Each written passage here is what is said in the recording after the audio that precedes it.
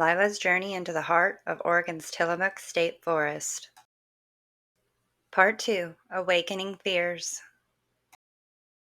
The night wrapped around Lila like a heavy blanket. As she laid curled up in her makeshift shelter, her dreams haunted by the very shadows she had come to fear.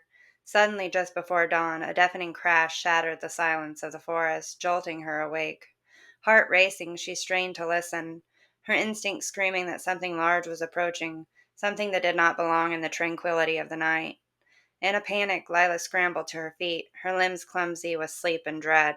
She fumbled for her backpack, not fully processing the chaos swirling around her.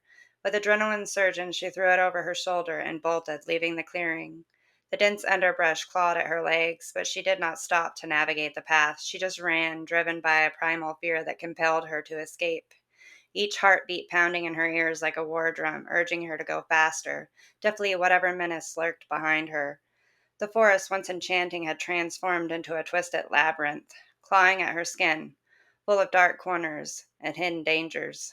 After what felt like an eternity, she finally halted, gasping for breath as her body protested against the exertion.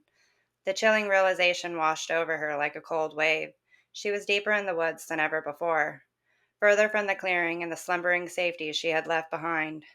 Panic surged anew as she looked around. Disoriented, the trees stood as a reminder of the dire situation she was in, their thick canopies filtering the early light, leaving the forest floor shrouded in deep shadows still. Without the sun to guide her, doubt crept into her mind. Frustrated, Lila surveyed her surroundings, desperate for anything that would help her find her way.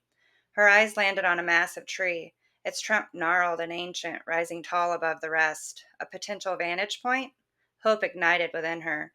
If I can climb up, maybe I can see the direction I need to go, she thought, her resolve hardening. With trembling hands, she approached the tree and began to ascend, feeling the rough bark beneath her fingertips. With every upward pull, she could hear the forest coming to life, the whispering leaves and distant calls of wildlife echoing around her. Ignoring the ache in her muscles, she focused on reaching the top. Every foot gained would bring her closer to clarity. Finally, after a taxing climb, Lila pulled herself onto a sturdy branch, panting as she bounced precariously from her perch. She could glimpse a sliver of open sky peeking through the dense green canopy. The view was breathtaking, and in the distance she could see the sun rising, casting hues of gold across the horizon. Breathing in deeply, she scanned the area for any recognizable landmarks.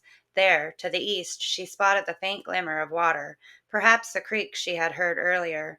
Relief washed over her. She had a direction. If I go that way, I can find my way back, she whispered to herself, her heart fluttering with hope. Encouraged and emboldened, Lila began to make her way back down, carefully navigating the branches she had climbed. But as she shifted her weight onto a thinner branch, a sickening crack rang out.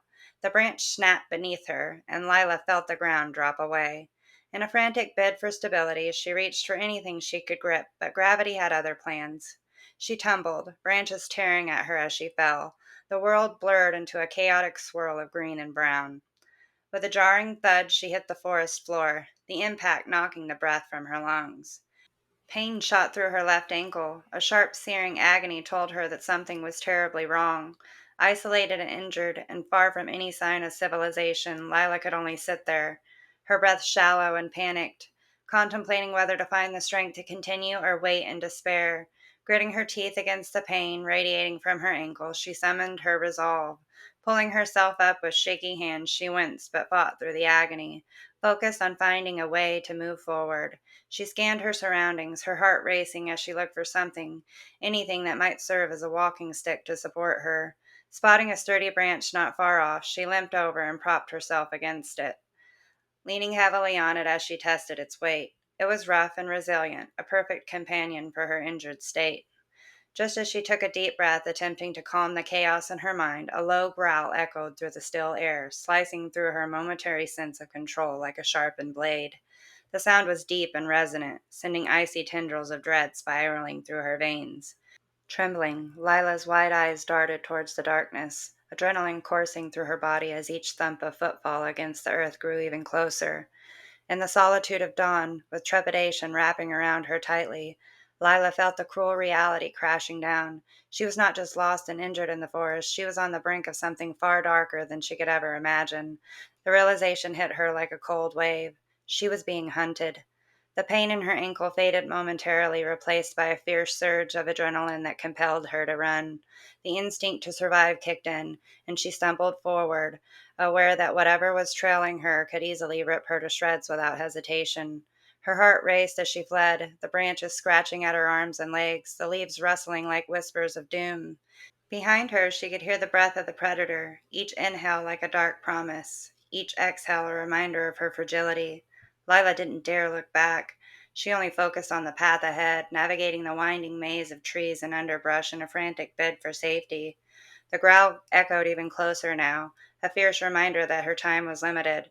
The world around her narrowed to the thud of her heart and the thrum of a survival instinct pushing her forward into the unknown.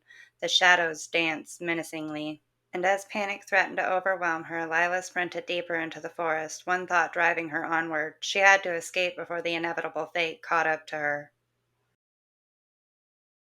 Thanks for joining me. If you enjoyed the second part of the story, be sure to like, subscribe, and hit that notification bell so you don't miss the ending. Until next time, I'm your host, Angie. Thanks for watching The Grim Narrative.